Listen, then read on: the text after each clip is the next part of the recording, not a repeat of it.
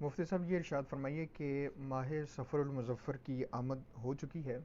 اس مہینے کے بارے میں چند لوگوں کے ذہن میں کچھ توہمات بیٹھے ہوتے ہیں کہ اس کی 13 تاریخ کو نحوستیں نازل ہوتی ہیں یا پھر مصیبتیں نازل ہوتی ہیں. اوورال بھی پورے مہینے کے حوالے سے چند توہمات ذہن میں بیٹھے ہوتے ہیں. تو برائے کرم اس حوالے سے شریعت مطالعہ ہماری کیا رہنمائی فرماتی ہے، یہ ارشاد فرما دیجیے.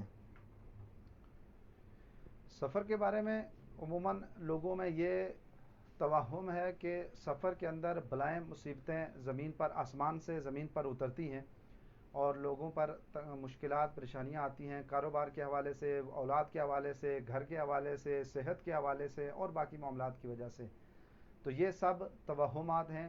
شریعت میں، اسلام میں ان کی کوئی حقیقت نہیں ہے، بلکہ نبی پاک صلی اللہ تعالیٰ صلی علیہ اللہ وسلم نے علیہ ایسے توہمات کی روک تھام کے لیے خود ارشاد فرما دیا کہ لا سفر ولا حامتا، کہ سفر کی کوئی حیثیت نہیں ہے. یہ جو لوگوں میں مشہور ہے کہ سفر کی وجہ سے بلائیں اترتی ہیں، سفر کی وجہ سے تکلیفیں مصیبتیں پریشانیاں اترتی ہیں، تو اس کی کوئی حقیقت نہیں ہے. لہٰذا یہ سمجھنا کہ یہ مصیبت، یہ تکلیف یا یہ بیماری یا میرے گھر میں یہ جو مشکل آئی ہے یہ سفر کی وجہ سے آئی ہے، یہ غلط ہے. کیوں کہ یہ اللہ تعالیٰ کی تخلیق کردہ مہینے ہیں. کوئی بھی مہینہ، کوئی بھی دن، کوئی بھی ہفتہ، کوئی بھی عشرہ یہ منحوس نہیں ہے. یہ لوگوں کے توہمات ہیں کہ منگل کے دن ایسا ہو جائے گا، ہفتے والے دن ایسا ہو جائے گا، سفر میں یہ ہے، محرم میں یہ ہے، باقی مہینوں میں یہ ہے. ایسا نہیں ہے.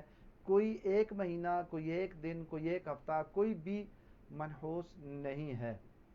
ہاں، اگر دیکھنا ہے تو پھر یہ دیکھا جائے کہ جو بے برکتی کے اسباب ہیں ان کو دیکھا جائے اور ان کو دور کیا جائے.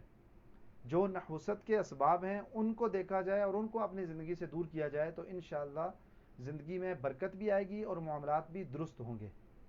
جیسا کہ جو نماز نہیں پڑھتے، یقیناً نماز نہ پڑھنا یہ بے برکتی کا سبب ہے.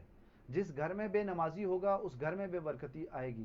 اسی طرح جو سود کھاتا ہے، جو حرام مال کھاتا ہے، اس کی وجہ سے اس کے مال میں، اس کے کاروبار میں نحوست بھی ہوگی اور اس کی وجہ سے بے برکتی بھی آئے گی.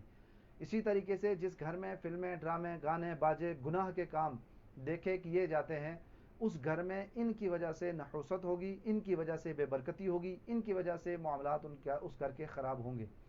اس کے مقابلے میں اگر گھر کے اندر تمام افراد نماز پڑھتے ہیں تو اس نماز پڑھنے کی وجہ سے انشاءاللہ گھر میں برکت آئے گی.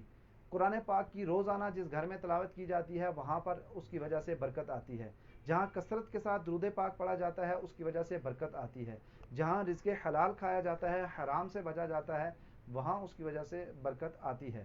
تو جو نحوست یا بے برکتی والے کام ہیں ان کو چھوڑ دیا جائے، ان سے کنارہ کشی اختیار کی جائے، اور جو برکت والے کام ہیں وہ کیے جائیں. تو پھر ان مہینوں پر الزام نہیں دیا جائے گا. انشاءاللہ انشاءاللہ گھر کے اندر بھی برکت ہوگی، کاروبار کے اندر بھی برکت ہوگی. سفر اگر کوئی کرتے ہیں کسی بھی مہینے میں کسی بھی دن شروع کریں، انشاءاللہ برکت ہوگی.